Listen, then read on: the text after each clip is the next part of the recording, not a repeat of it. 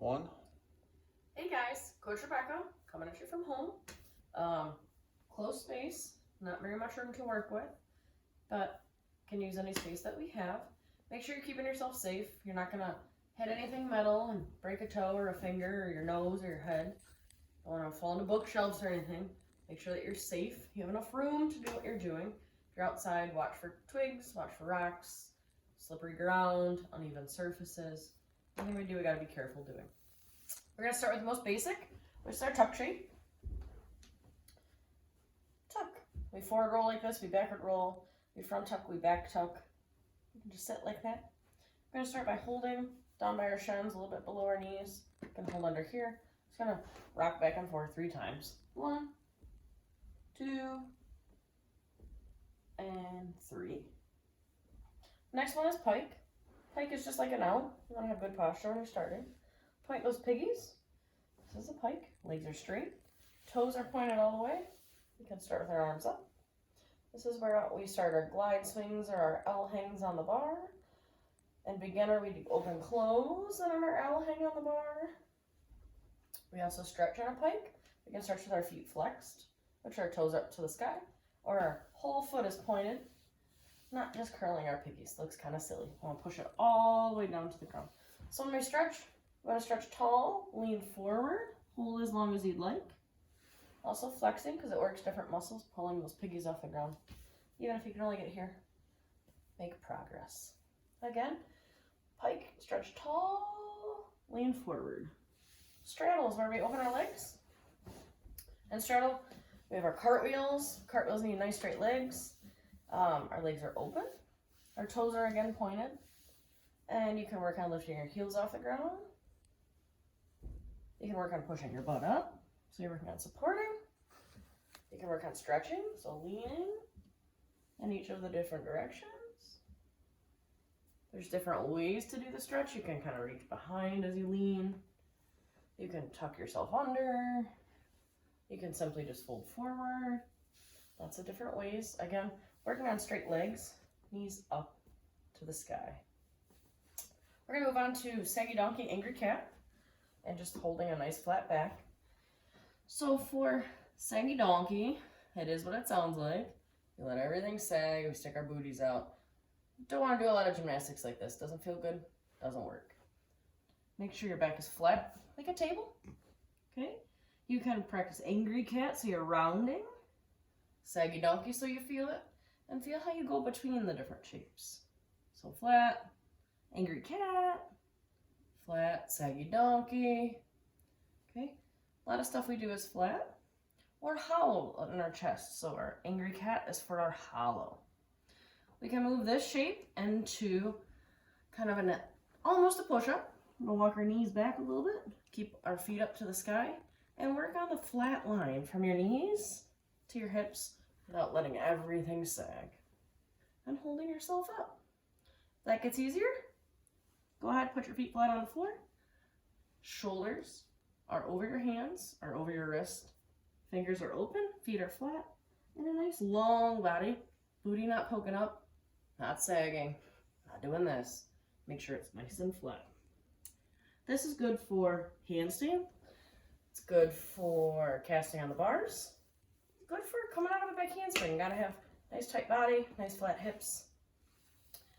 We also, and the push-up can make it harder. So we want to go down lower. Same thing, you can start easy. Push your knees back a little bit, let your feet lift up. Flat hips. Again, the line can't poke up. Everything's got to be flat. Knees to our hips, all the way to our shoulders. Everything's tight and holding. So we're going to move on from push-up stuff, and we're going to lay down on the floor. We're going to do our Superman or our arch. So Superman or arch is done more a little bit with your lower back, but you got to engage your thighs and your quads, lift up your shoulders and your arms. So you can start with loose hands. Start just by lifting up your chest a little bit, almost like seal. And then kind of hold your arms out if you have to. You can lift them up. You can put them behind you. Whatever works best for you. As well, you got to work on getting your knees off the ground. So if you look in the back, you don't want your knees bent. That's not an arch. It's cheating. We want to squeeze our muscles in our legs to lift our thighs off the ground and our knees. And if you're going to put it together, arms up again, we can go in multiple variations with our arms, whatever works best for you, even here. And we got to lift up and hold and come down. With arches, you can do arch ups where you go up and down. You can rock. You can just hold. Okay? Now we're going to move on to hollow. Hollows are a little more tricky. A lot of kids struggle. A lot of you struggle with hollow. It's not always just in your chest, but working on the flat hips too. So we're lay back on our back. Putting our little triangle underneath the small of our back. Knees are bent. Pressing everything into the ground. If you have a mom or a dad or a brother or sister, try to have them put their hand under there. If they can get their hand under there, you're not in the right shape. That's why it's nice to squish them, because you can feel it yourself. Then you're going to work on feet flat, pulling your shoulders up. So this is the introduction to the hollow. Again, hollowing in the chest, holding it up. That's easy. Straighten those legs. Point those piggies, because everything we do is with pointed feet. Hands under, and round up. Look for those piggies. Once that's easy, lift those legs up a little bit, and hold.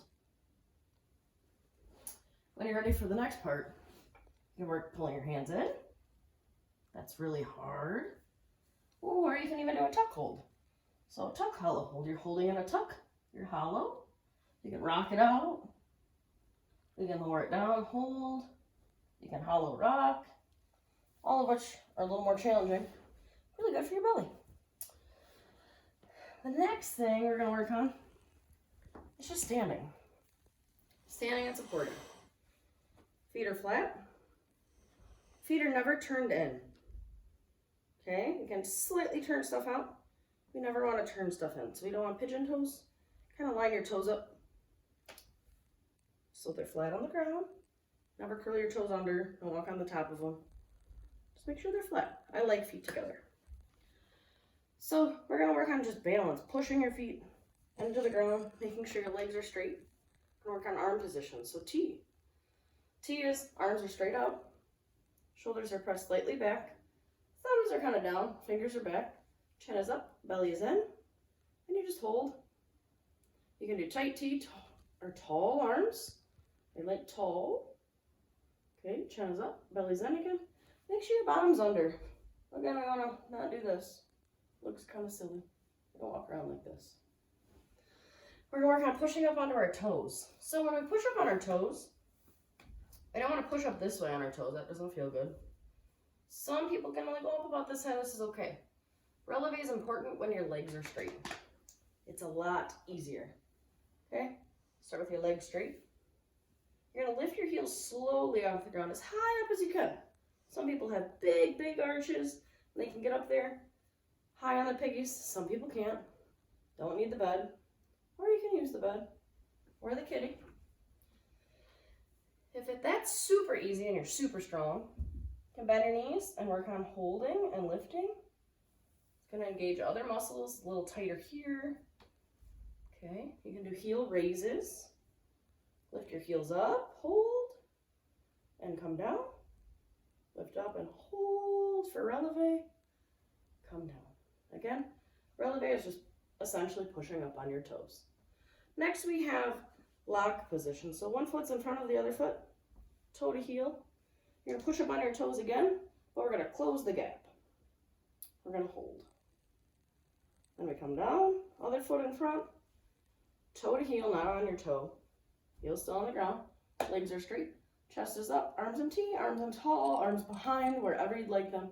Straight legs, nice flat line, bottom under, not poking out, and push up and hold. Some people are going to wiggle.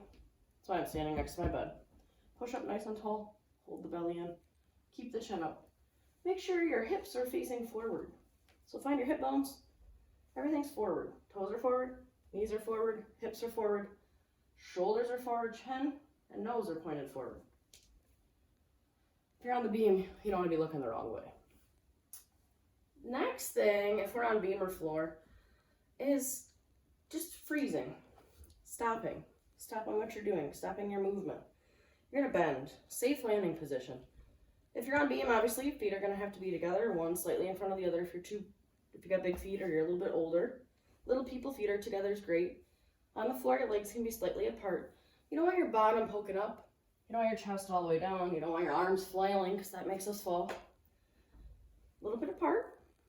Arms in front of you. Shoulders are back. Bottom is under. Never poking out. This is wrong. It hurts.